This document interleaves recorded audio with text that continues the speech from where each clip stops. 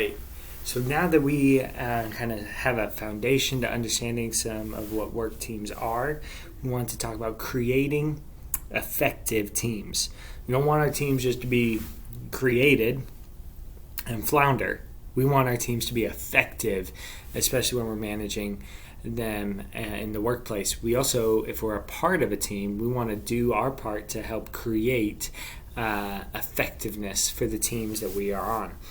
And so there's some key components here that kind of build into every effective team. So there's a context, and so we want to think about how we can work to create an effective team by putting them in the proper context within the organization, within the proper sphere. Then there's composition. Who is making up this team, right? If the context is more of the setting, how, where, when this team's going to operate, the composition is the who of this team. Who we're bringing together to be on the bus that's moving together.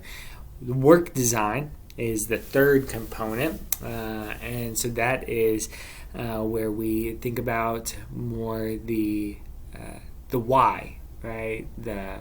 Why is this team gathering together? What's the purpose of bringing this team together? What do we hope to accomplish there? And then the process. That's the how. How are they going to accomplish the goals set before them? What's the process going to look like?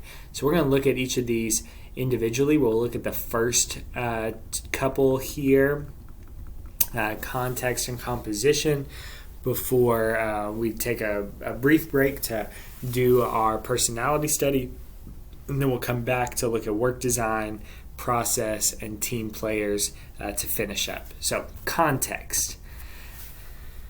The context is the setting that we find a team working in. It's kind of the foundation level. I use that word a lot. I think it's important because if you lay a good foundation for a class, if you lay a good foundation for a team, then I think there's a lot that you can build upon that. So the context is the setting or the foundation. And there's these four kind of contextual factors that go into providing a good, solid context. Think about these particularly if you were bringing together a brand new team in your workplace, or you're bringing a brand new team in a sport, or you're bringing a brand new team together in your church. You want to make sure that in each of these areas of context that you are thinking strategically about these things. So number one, the presence of adequate resources. Does this team have the things that they need in order to accomplish the task that you are asking them to do?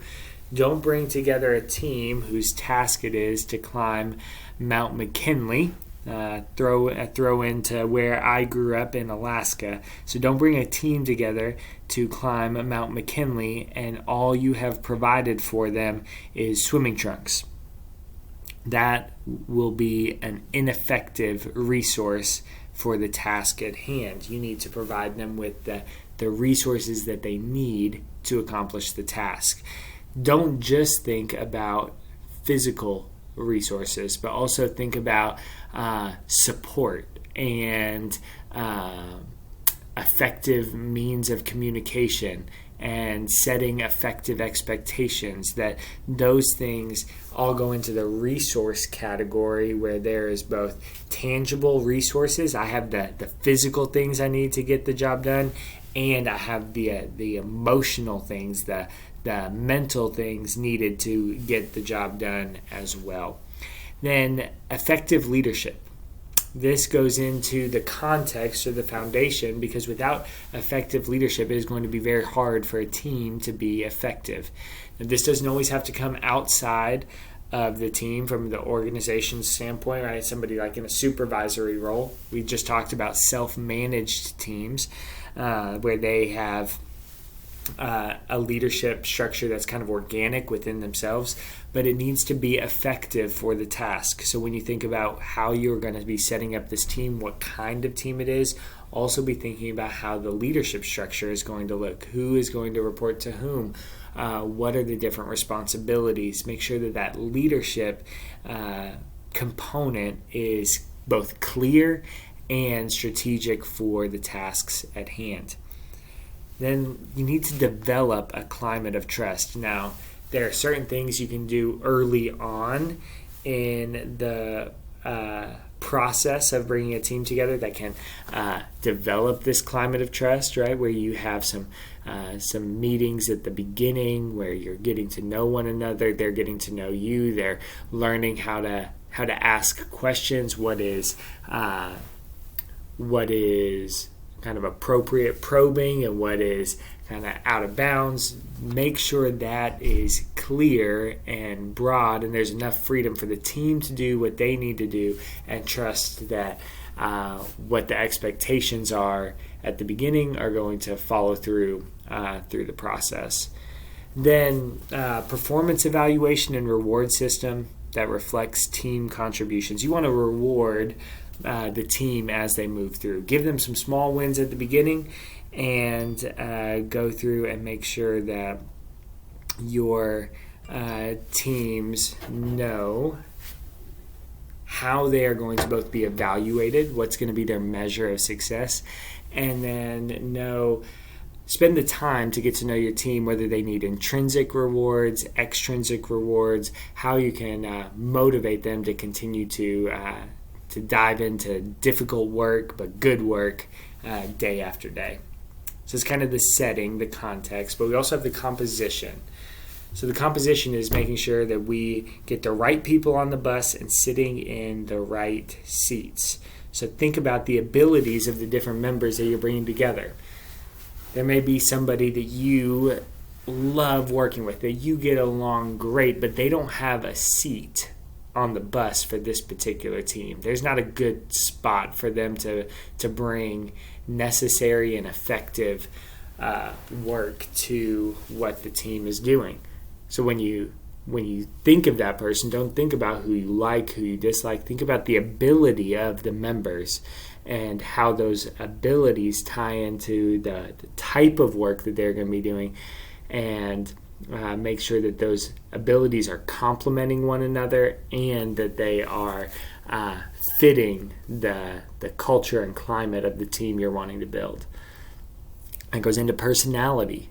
Think about the right mix of different personality traits that you've got.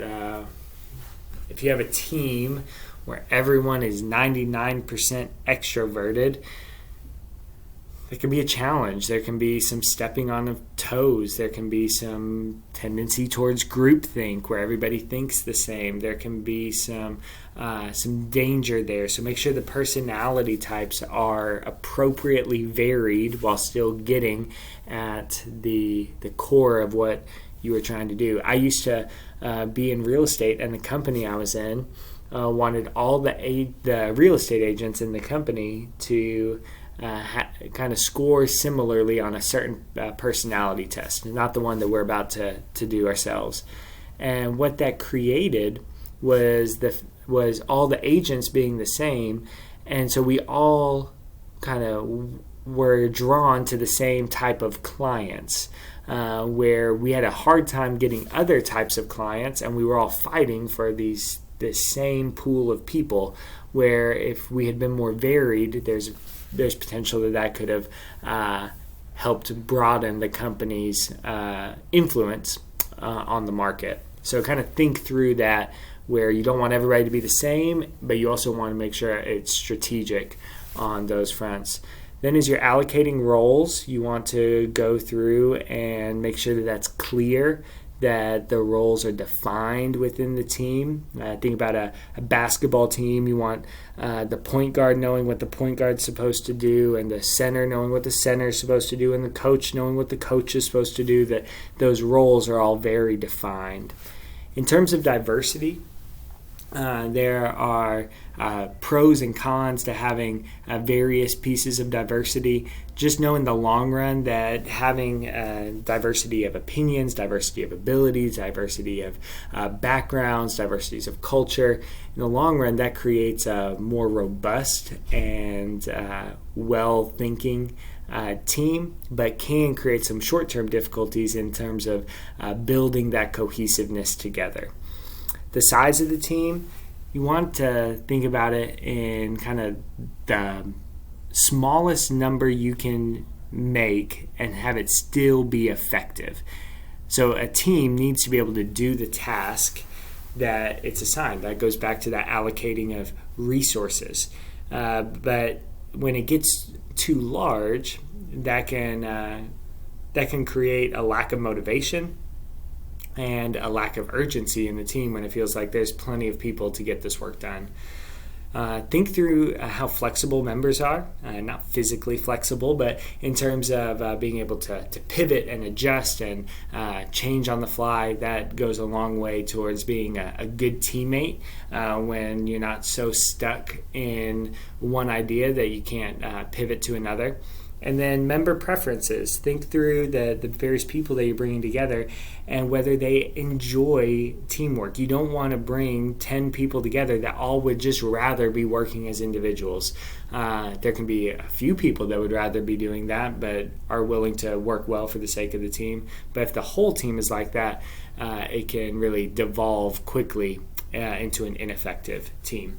So from here, we're going to take a quick break. We're going to look at a Big 5 personality test. I'm going to kind of talk through a little bit of that with you at the beginning of the Big 5 personality test. We're going to work on a discussion post, and then we'll come together to talk about work design, process, and being a team player.